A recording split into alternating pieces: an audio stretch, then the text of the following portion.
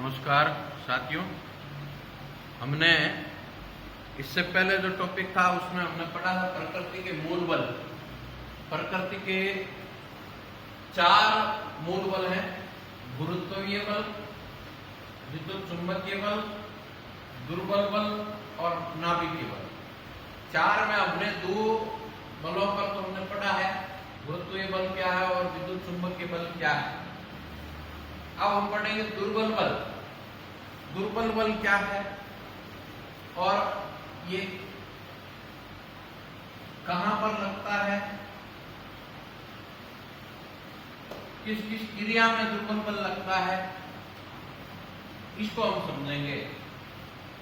और फिर प्रबल बल या नाभिकीय बल।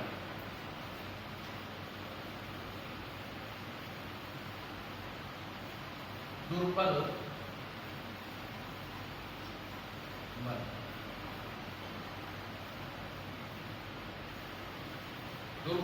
दुर्बल का मतलब कमजोर बल। और कमजोर बल कब, जब हमने पढ़ा था, ये छोटी कक्षाओं में भी हमने पढ़ा था, रेडियो एक्टिव विघटन।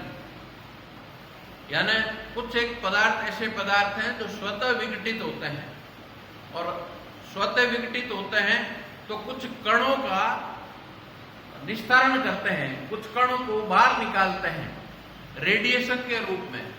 जैसे बीटा कण है, गामा कण है, अल्फा कण है, ऐसे अपने आप निकलते रहते हैं। और पदार्थ ये तब तक निकलता है पदार्थ से जब तक पदार्थ स्थायी नहीं हो जाता। यानी लेड से ऊपर के जितने भी जो तत्व हैं वो रेडियो एक्टिव तत्व हैं, और उनका स्वतः विघटित होता है और वो स्थायी नहीं है। प्रकृति में धीरे धीरे वो विकिरण छोड़ते रहते हैं और एक स्थायी तत्व में बदलते हैं। जैसे यूरेनियम अपने आप पड़ा पड़ा थोरियम में बदल जाता है, थोरियम पड़ा पड़ा प्लूटोनियम में बदल जाता है, प्लूटोनियम लेड में बदल जाता है। इस प्रकार धीरे धीरे इसमें, तो इस क्रिया में जो बल लगता है नाभिक में, कणों में, वो दुर्बल बल कहलाता है। क्योंकि नाभिक में यदि अधिक बल से बंधे होते हैं तो नाभिक टूटता नहीं है, विखंडित नहीं होता है, विघटित नहीं होता स्वतः, परंतु दुर्बल बल के कारण ये नाभिक अपने आप धीरे धीरे विकिरण छोड़ता रहता है। तो दुर्बल बल क्या है? जैसे नाभिकीय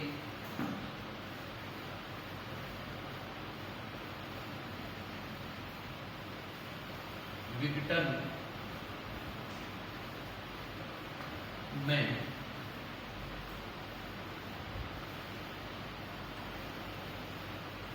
जब बीटा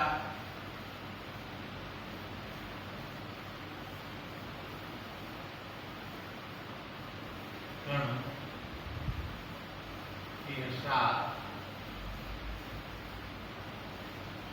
एंटी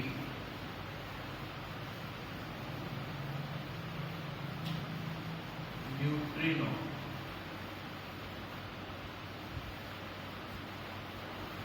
ये बीटा कण भी 2 प्रकार के होते हैं, इलेक्ट्रॉन और पॉजिट्रॉन। यानी बीटा प्लस और बीटा माइनस।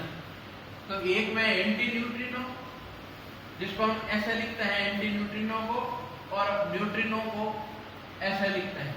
तो न्यूट्रिनो और एंटी न्यूट्रिनो ऐसे जब कण उत्सर्जित होते हैं, इस स्थिति में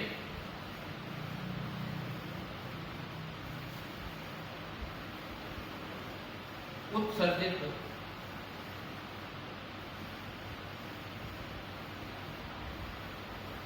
होते हैं तो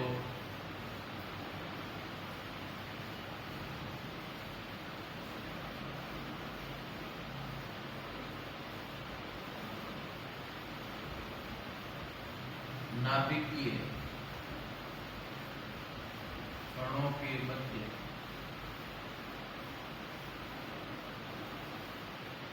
लगने वाले बल को दुर्बल बल कहते हैं।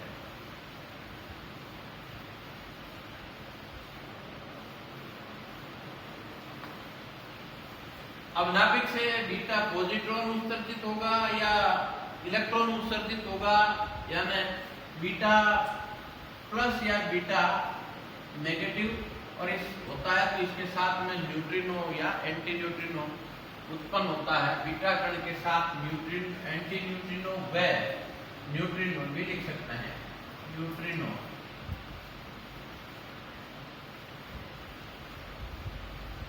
उत्सर्जित होते हैं तो नाभिकीय कणों के मध्य लगने वाले बल को दुर्बल बल कहते हैं। तो इस प्रकार के बल, ये बल बहुत ही क्षीण होता है। यह बल बहुत ही क्षीण, कमजोर होता है, और इसकी परास भी बहुत कम होती है, यानी बहुत अधिक दूरी पर नहीं। नाभिकीय कण बहुत पास पास में होते हैं, तो इनकी परास का मतलब कितनी दूरी तक ये काम करते हैं, तो इसकी परास भी बहुत कम होती है। तो ये दुर्बल बल है। इसके साथ फिर नाभिकीय बल,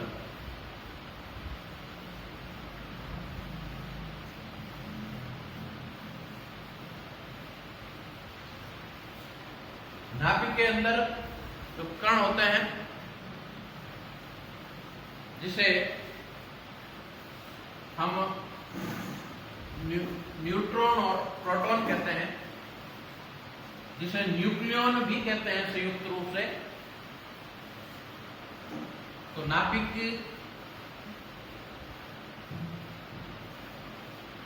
में स्थित कणों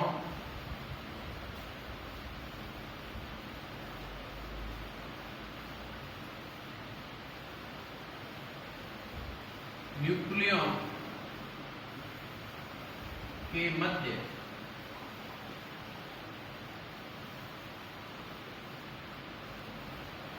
लगने वाला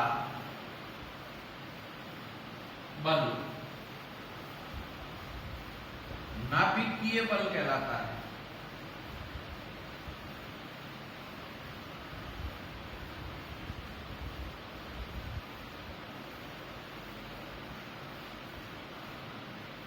यानी नाभिक के अंदर न्यूट्रॉन और प्रोटॉनों के मध्य लगने वाला जो बल है, इसे नाभिकीय बल कहते हैं।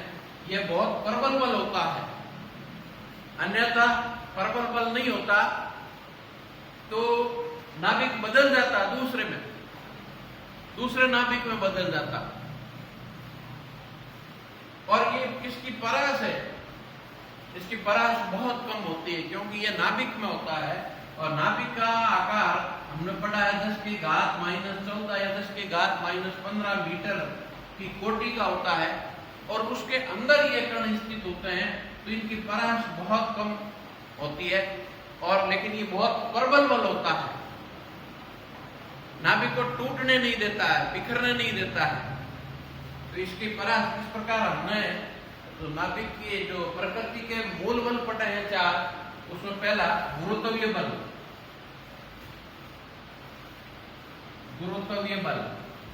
तो गुरुत्वीय बल की परास बहुत अधिक होती है, बहुत अधिक होती है। जैसे चंद्रमा और पृथ्वी के बीच में गुरुत्वीय बल लगता है।